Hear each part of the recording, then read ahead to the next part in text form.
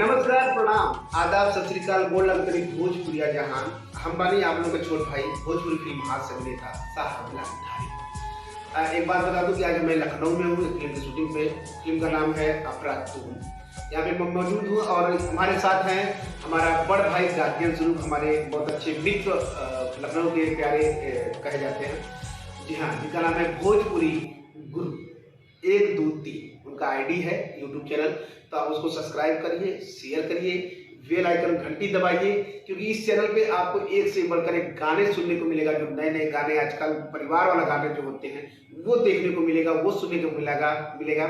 और इसमें कॉमेडी भी मेरा भी आएगा, कॉमेडी देखने को भी मिलेगा, ये सच्ची बात है। और इसमें शूटिंग कैसे होता है, फिल्मों में मार कैसे होता है, गाड़ी कैसे उड़ती है, मैंने टिंग टिंग टिंग टिंग, वो सब देखने को मिलेगा।